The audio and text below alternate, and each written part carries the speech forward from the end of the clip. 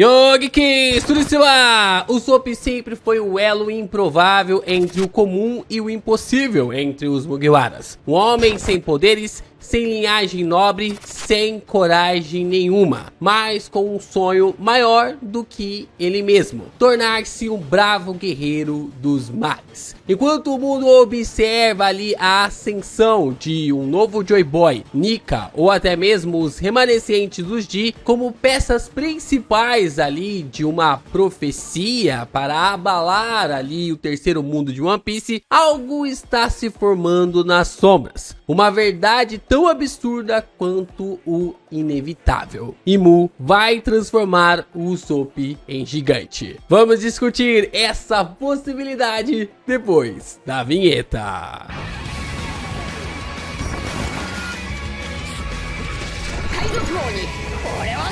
Vamos falar aqui no canal de uma das teorias mais loucas que eu já pude presenciar nos últimos tempos. Olha que aqui no canal do Geek Brasil a gente abrange bastante teoria maluca, hein?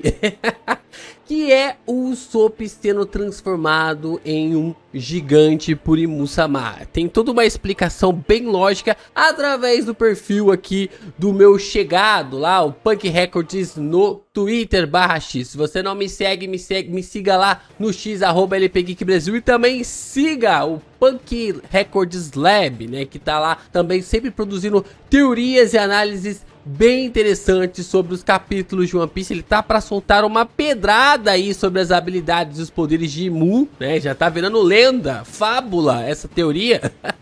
Mas em breve ele deve soltar por lá. É uma página muito legal. E aqui eu acabei pegando alguns pontos relacionados ali a algumas perspectivas dele, juntamente com minhas visões, e alguns pontinhos também lá do Chopper Careca do X, pra gente abranger e fundamentar ainda mais a ideia de que Imu-sama vai transformar o Usopp em um gigante.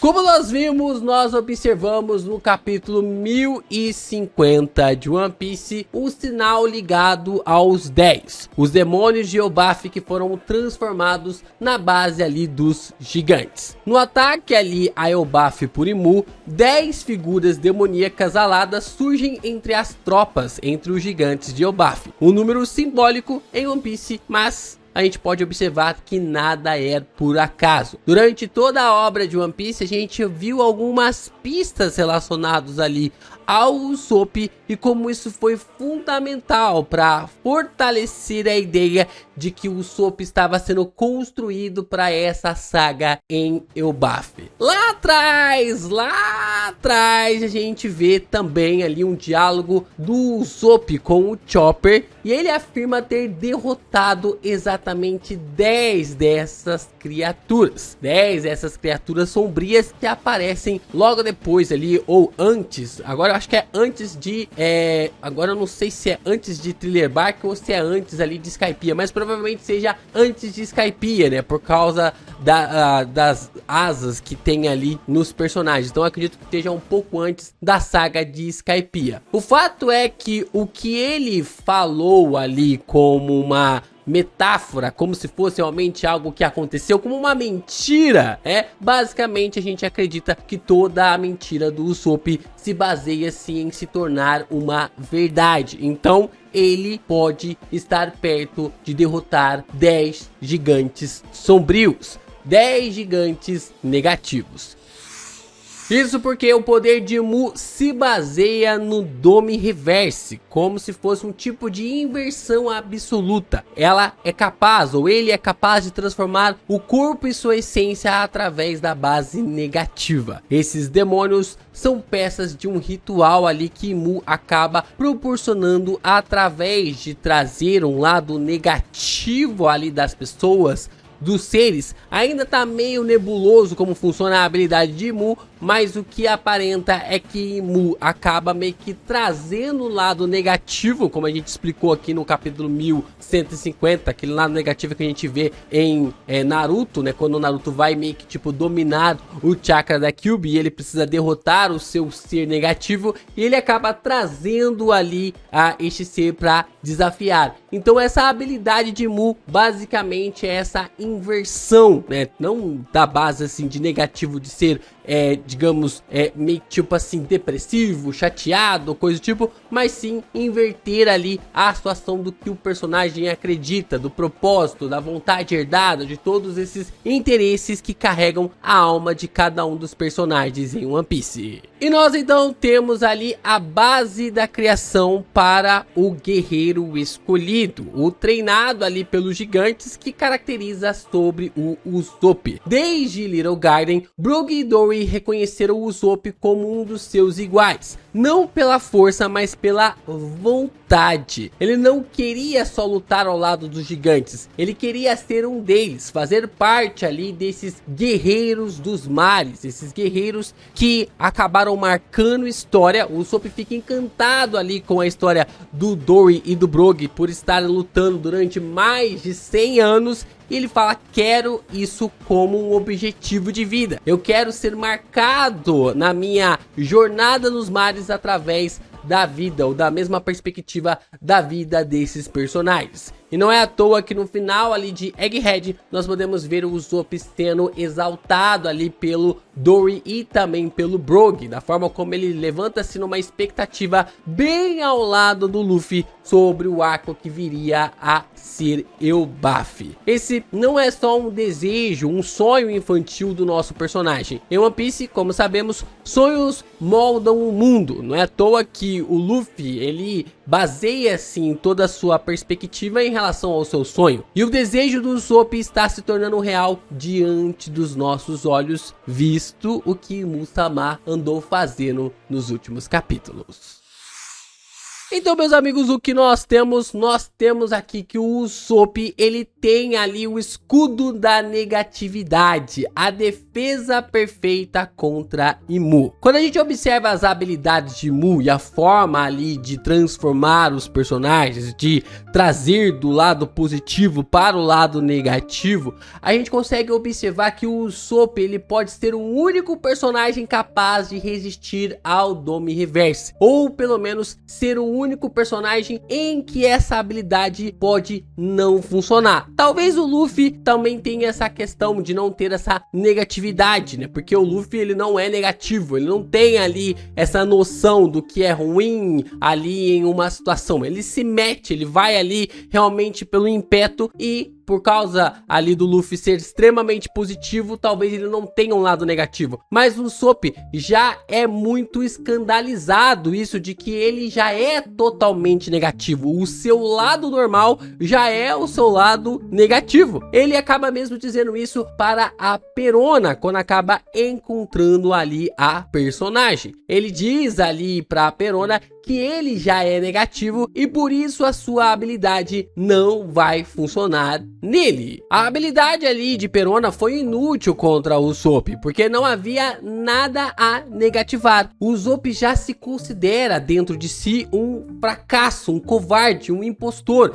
Ele mesmo é chamado ali, faz parte do trio medroso ao lado da Nami e também do Chopper. Ele já vive nas sombras da dúvida e da autossabotagem. E é justamente isso que o torna imutável diante da manipulação de Mu. Olha só que ponto interessante. Se o Luffy, ele é o personagem que não existe negativismo em si, ele é totalmente positivo, então talvez o Dome Reverse não funcione nele. O Usopp, por ser totalmente ali negativo, a negatividade de Mu não vai funcionar para que tenha o controle absoluto, mas pode dar poderes ao personagem, pode fazer com que ele se torne gigante, o que para qualquer um seria a ruína, para o Usopp será o grande despertar. E aqui ele pode se tornar a ramificação de um conto. O Usopp se tornaria uma lenda tão grande, tão absoluta, tão absurda quanto Nolan se tornou. Depois de mais de 400 anos, o Usopp, a lenda do Usopp, o grande guerreiro do mar, poderia ser contada para os 4 cantos dos mares, mediante a como um humano normal se tornou um gigante por causa da sua negatividade.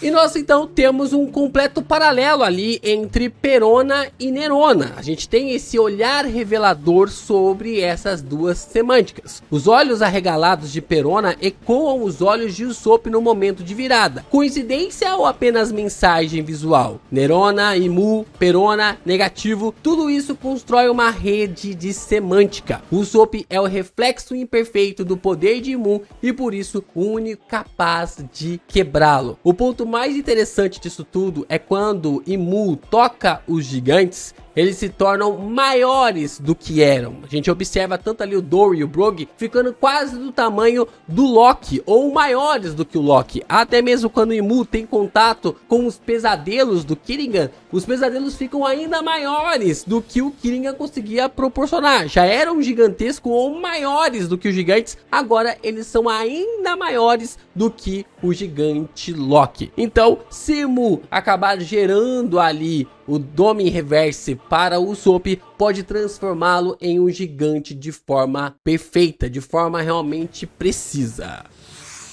E nós então temos um grande paralelo completo entre Imu e os demais personagens, o pacto e o preço da imortalidade, mediante o que a gente acompanhou durante toda a saga de One Piece. Imu-sama não é um ser simples. Ele é a personificação de tudo aquilo que o mundo de One Piece esconde. Manipulação, apagamento, esquecimento e controle. Sua existência parece fundir características de figuras que por anos pareciam apenas ecos dispersos ali pelo herendo do mangá. Os controles mentais de Moria e do Flamingo, que transformam corpos e vontades em marionetes, podemos ver em Imu-sama. As suas habilidades quando conseguem controlar a situação mediante aos poderes de Gunko, mediante ali a controlar o corpo de Gunko. A forma verdadeira e oculta de Perona que ecoa no nome de Nerona Imu. Nós temos o paralelo entre Perona e Nerona, que poderia ser ali o sobrenome de Imu, ou o nome, né, o primeiro nome ali de Imu, e o fato de que durante todo o percurso para tentar derrotar ali Perona,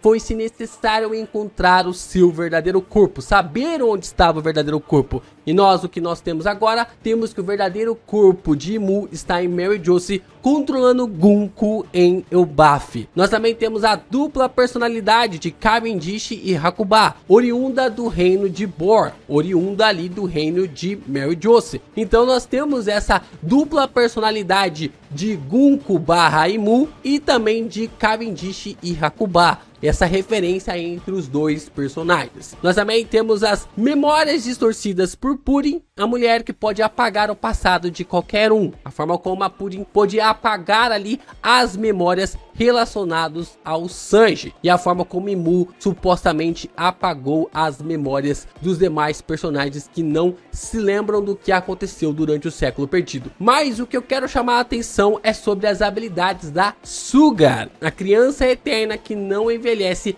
e apaga laços de memória com um toque. E é justamente essa habilidade que parece ser o núcleo do poder de Imu. Ao fazer um pacto ali com Imu-sama, você recebe imortalidade, mas em troca perde as lembranças de quem você era e de quem caminhou ao seu lado. Foi isso que aconteceu com Dory e Brogy. Algo os corrompeu, algo os transformou, o elo que unia ao Usopp, e a verdade foi arrancada deles, da forma como eles passaram a atacar até mesmo os seus companheiros. Ou seja, com todas essas conexões, é bem provável que quando Imu transformar o Usopp em gigante e não conseguir lhe controlar, ele terá a mesma reação que o Enel, que Sugar e também que a Perona. Seres que são diretamente paralelos de Imu durante todo esse tempo terão as mesmas características para dar essa reação base para Imu-sama no seu react ali, mediante as habilidades, as novas habilidades que serão dadas para God Usopp. Ela mesma disse, ou ele mesmo disse, que iria mostrar o domínio de um deus? Então, Usopp pode ser este deus. Usopp, um mentiroso, será o único homem capaz de resistir ao poder absoluto de Imu. Ele será transformado fisicamente, mentalmente e espiritualmente, não por escolha, mas pelo destino. E, ao contrário dos outros, ele vai permanecer sendo ele mesmo. O garoto que queria ser um dos gigantes vai se tornar o maior de todos.